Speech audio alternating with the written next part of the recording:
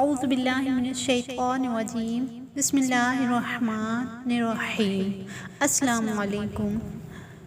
آج کی ہماری اس ویڈیو کا موضوع حضرت حوا علیہ السلام، جو کہ دنیا کی اس کائنات کی سب سے پہلی خاتون ہیں، سب سے پہلی عورت ہیں، ان کی تخلیق ہے۔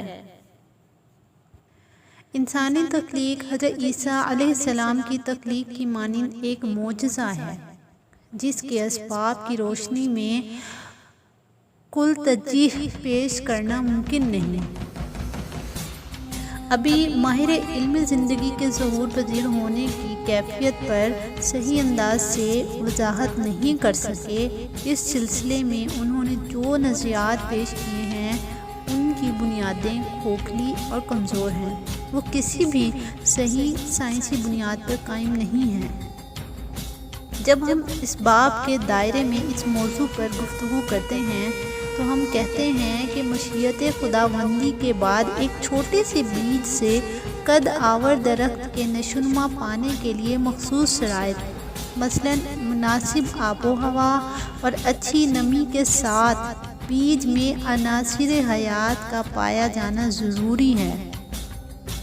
جب یہ تمام اسباب جمع ہو جاتے ہیں تو ایک کامل سبب وجود میں آتا ہے جو شے کے ظہور پذیر ہونے کا باعث بنتا ہے۔ دوسرے لفظوں میں یہ اسباب اذن خداوندی سے بیج سے پھل اور انڈے سے چوزے کے پیدا ہونے کا سبب بنتے ہیں۔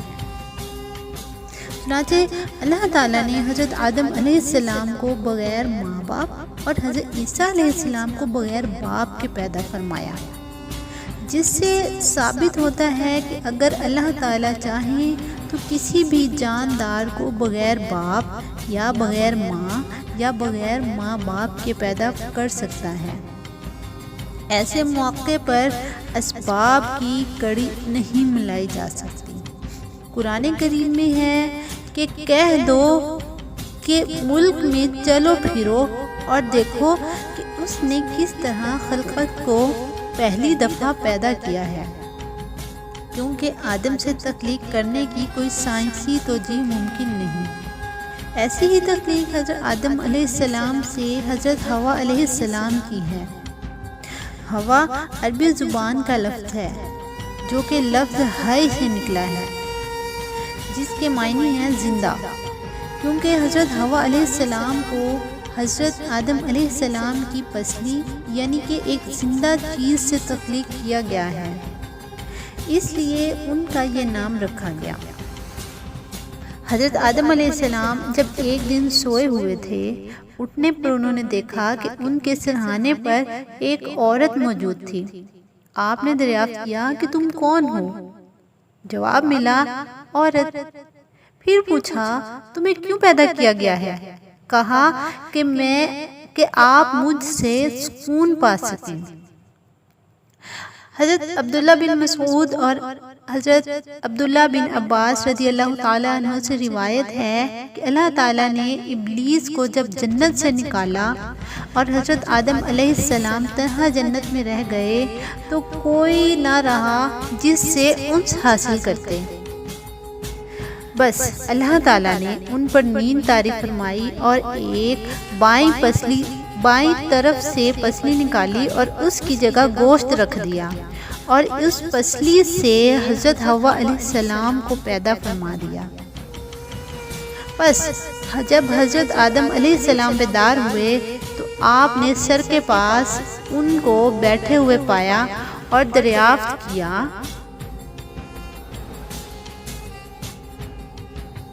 کہ تم کون ہو؟ تو آپ نے فرمایا عورت۔ انہوں نے کہا کہ آپ کو کیوں پیدا کیا گیا ہے؟ تو جواب ملا تاکہ آپ مجھ سے سکون حاصل کریں۔ پھر ملائکہ نے حضرت آدم علیہ السلام سے دریافت کیا کہ یہ کون ہے؟ فرمایا کہ یہ عورت ہے، اور دریافت کیا کہ ان کا نام عمرہ کیوں ہے؟ فرمایا کیونکہ یہ مرد سے پیدا کی گئی ہیں۔ دریافت کیا کہ ان کا نام کیا ہے؟ فرمایا ہوا۔ دریافت کیا کہ ہوا نام کیوں ہے؟ فرمایا کیونکہ وہ زندہ سے پیدا کی گئی ہیں۔ بخاری شریف کی حدیث میں اسی طرف اشارہ ہے کہ عورت مثل ٹیڑھی پسلی کے ہے، اگر اس کو سیدھا کرو گے تو توڑ دو گے، اور اگر فائدہ اٹھاؤ گے تو اسی حالت میں اس سے فائدہ اٹھا سکتے ہو کہ اس میں ٹیڑھا پن رہے گا۔ بی بی ہوا کی تخلیق کے متعلق مختلف روایات ہیں۔ کچھ کا کہنا ہے کہ آپ کو آدم علیہ السلام کے ساتھ ہی تخلیق کیا گیا، کچھ کا کہنا ہے کہ آپ کو ان کے جنت سے نکالے جانے کے بعد تخلیق کیا گیا، لیکن یہ آیت اس بات کی تائید کرتی ہے کہ آپ کو ان کے جنت میں جانے سے پہلے بنایا گیا، کہ ارشاد ہوا تم اور تمہاری بیوی وحشت میں رہو اور جہاں سے چاہو کھاؤ، مگر اس درخت کے پاس نہ جانا ورنہ گناہگار ہو جاؤ گے۔ اللہ نے فرمایا اے ایمان والو، تم اپنے پروردگار سے ڈرو جس نے تم کو ایک جان سے پیدا کیا اور پھر اس سے بہت سے جوڑے بنائے، اور پھر اس سے بہت سے مردوں اور عورتوں کو پیدا کیا، یعنی انسان کو جوڑا بنا کر پیدا فرمایا اور ہر چیز کا جوڑا بنایا، اور اللہ پاک وحدہ لا شریک ہے۔ قرآن کریم میں ارشاد فرمایا اے لوگو، ہم نے تم کو پیدا کیا ہے تاکہ تم ایک دوسرے سے سکون حاصل کرو۔ اللہ نے فرمایا جنت کی ساری نعمتیں تمہارے لیے ہیں، لیکن حضرت آدم علیہ السلام جنت میں رہ کر بھی اداس رہتے تھے۔ اللہ نے پوچھا کہ اے آدم، تم کیوں اداس رہتے ہو؟ آپ نے جواب دیا کہ یا اللہ، مجھے معلوم نہیں، آپ علیم و خبیر ہیں، سب جانتے ہیں۔ تب اللہ تعالیٰ نے آپ کی بائیں پسلی کے نیچے ایک چھوٹی پھنسی پیدا فرما دی، اور پھر وہ پھنسی ایک بڑے پھوڑے کی مانند بن گئی۔ روایت میں ہے کہ وہ پھوڑا کافی بڑا ہو گیا، اور پھر ایک دن وہ پھوٹا تو اس سے حضرت حوا باہر نکل کر آئی۔ حضرت آدم علیہ السلام خوش ہو گئے اور ان سے بات کرنے کے لیے ہاتھ بڑھایا۔ اللہ کی طرف سے حکم ہوا کہ اے آدم، ابھی تم ان کو ہاتھ مت لگانا، اگرچہ یہ تمہاری بیوی ہیں اور ہم نے ان کو تمہارے ہی لیے پیدا کیا ہے، لیکن پہلے ہمارے آخری نبی پر 10 بار درود بھیجو، اور سن لو جو درود تم پڑھو گے وہی اس کا مہر ہوگا، اور پھر اس کے بعد ہوا کے ساتھ تمہارا رہنا جائز ہوگا۔ یہ تخلیق ایک معجزہ ہے اور اس میں کوئی توجیہ ممکن نہیں۔ قرآن کریم حضرت حوا کی تخلیق کے موضوع پر گفتگو کرتے ہوئے کہتا ہے کہ ان کی تخلیق آدم کے نفس سے ہوتی ہے، نہ کہ آدم سے۔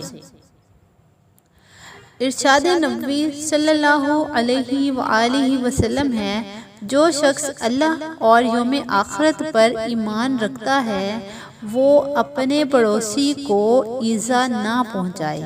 عورتوں کے بارے میں بھلائی کی نصیحت کو قبول کرو، وہ پسلی سے پیدا ہوئی ہے۔ پسلی کا ٹیڑھا حصہ اس کا اوپر والا حصہ ہوتا ہے، اگر تم اسے سیدھا کرنے لگو گے تو توڑ بیٹھو گے، اور اگر یوں ہی چھوڑ دو گے تو وہ ٹیڑھی ہی رہے گی۔ اور عورتوں کی خیر خواہی کو قبول کرو۔ صلو علی الحبیب صلی اللہ تعالی علیہ وآلہ وسلم۔ مزید اسلامک اور نالج کی ویڈیوز دیکھنے کے لیے ہمارے چینل کو سبسکرائب کریں، اور کمنٹ باکس میں اپنی قیمتی آراء سے ضرور ضرور ضرور آگاہ کیجیے۔ جزاک اللہ۔ اللہ پاک آپ کا اور میرا حامی و ناصر ہو، آمین۔ السلام علیکم ورحمۃ اللہ وبرکاتہ۔